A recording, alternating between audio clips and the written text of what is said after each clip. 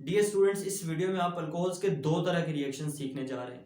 जो first category के reactions हैं वो हैं डिहाइड्रेशन ऑफ अल्कोहल्स, कि अल्कोहल्स को डिहाइड्रेट कैसे करना, उनमें से वाटर को कैसे रिमूव करना है किसी डिहाइड्रेटिंग एजेंट की मदद से। और जो दूसरी कैटेगरी के रिएक्शंस हैं कि अल्कोहल्स कैसे रिएक्ट कर लेते हैं PCl3 फास्फोरस ट्राइक्लोराइड के साथ या फिर फास्फोरस पेंटाक्लोराइड के साथ। तो सबसे पहले हम ये वाले रिएक्शन करते हैं कि हम अल्कोहल्स को कैसे डिहाइड्रेट करते हैं किसी डिहाइड्रेटिंग एजेंट से। सपोज मेरे पास कोई भी अल्कोहल है CH3 CH2 और इसके साथ दिस हाइड्रोक्सिल ग्रुप, ये मैंने इथाइल अल्कोहल का फॉर्मूला लिखा है। ठीक है, अब मैंने इसको करना है डिहाइड्रेट, मैंने इसमें से वाटर निकालना है। तो देखें, मुझे कोई ना कोई डिहाइड्रेटिंग एजेंट यहाँ पर लाजमी तौर पे यूज करना पड़ेगा। मैं कंसंट्रेटेड सल्फ्यूरिक एसिड यहाँ पर यूज कर लेता हूँ, H2 कंसंट्रेटेड H2SO4।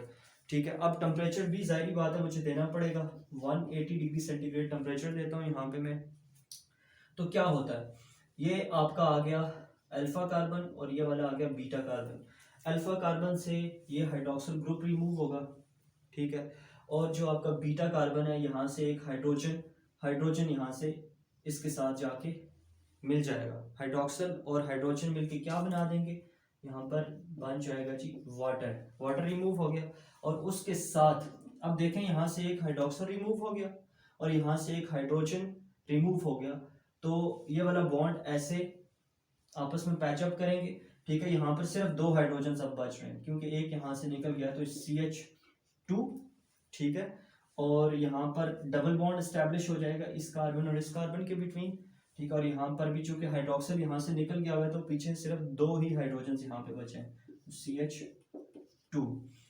ठीक है, तो दिस वाज एलिमिनेशन रिएक्शन। इस रिएक्शन को कहते हैं एलिमिनेशन।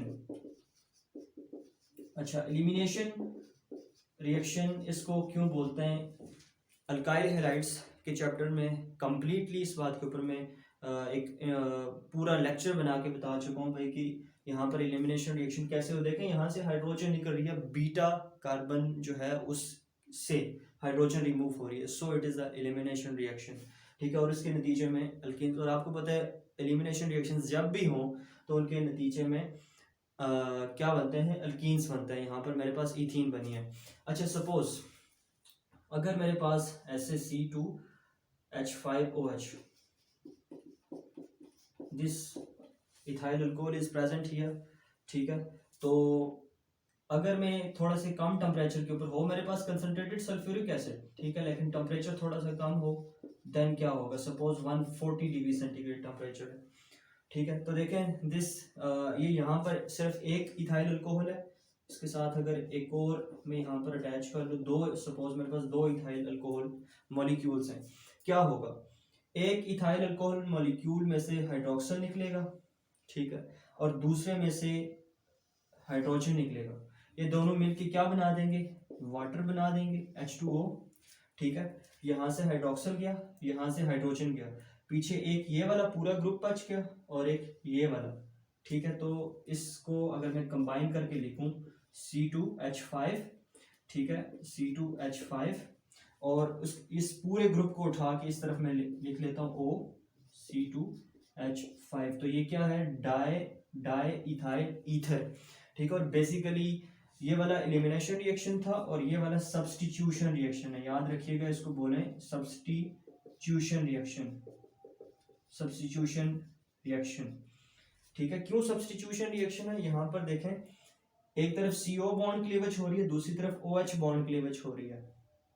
ठीक है, और इस एक मॉलिक्यूल ऑफ अल्कोहल में से कौन सा ग्रुप रिमूव हो रहा है, यहाँ से हाइड्रोजन ग्रुप रिमूव हो रहा है, और यहाँ से हाइड्रोजन ग्रुप जिस वक्त रिमूव हो रहा है और यहाँ से हाइड्रोक्सिल रिमूव होने के बाद ये जो आपके पास C2H5 ग्रुप बचता है, इसको कौन सा ग्रुप सब्स्टिट्यूट करता है, ये वाला ग्रुप। ठीक है, C2H5O नेगेटिव वाला ग्रुप, न्यूक्लियोफिलिक ग्रुप, इसको सब्स्टिट्यूट करता है, so it is a substitution reaction. ठीक है, अच्छा, अब अगले रिएक्शन पे मूव करते हैं कि अल्कोहल्स PCl3 के साथ कैसे रिएक्शन करते हैं और PCl5 के साथ कैसे रिएक्शन करते हैं। सपोज मेरे पास C2H5OH इथाइल अल्कोहल मेरे पास मौजूद है। ठीक है, सबसे पहले मैं इसका रिएक्शन करवा देता हूँ PCl3 के साथ। PCl3 के साथ जिस वक्त मैं इसका रिएक्शन करवाऊंगा तो यहाँ पर क्या चीज प्रोड्यूस होगी, सबसे पहली बात कि सी ये OH यहाँ से रिमूव हो जाएगा, ठीक है, और C2H5 और एक Cl इसके साथ लग जाएगा। ये इथाइल क्लोराइड आपके पास अल्काइल हैलाइड प्रोड्यूस हुआ, ठीक है। अब इसके साथ कौन सा प्रोडक्ट बनेगा, H3PO3, ठीक है, फास्फोरस एसिड इसको बोलते हैं, H3PO3 प्रोड्यूस होगा। और बेसिकली इसके 3 मॉलिक्यूल्स यहाँ पर लिए जाते हैं, ठीक है, और यहाँ पर भी 3 में लिख देता हूँ, ठीक है। This was the reaction with PCl3। अब अगले पे मूव करते हैं, C2H5 and OH plus PCl5। PCl5 के साथ कैसे रिएक्शन होगा, देखें सेम रिएक्शन परफॉर्म होगा। यहाँ से OH रिमूव हुआ तो C2H5 और इसके साथ Cl लग गया, ठीक है, और यहाँ से एक हाइड्रोजन और एक क्लोरीन मिलके HCl बना देंगे, ठीक है, और प्लस इसके साथ आपके पास बन जाता है POCl3, फास्फोरस ऑक्सी ट्राइक्लोराइड इसको बोलते हैं। So this was the reaction of alcohols, ये वाले अल्कोहल्स, इनका रिएक्शन था PCl3 के साथ और इन्हीं का रिएक्शन था PCl5 के साथ।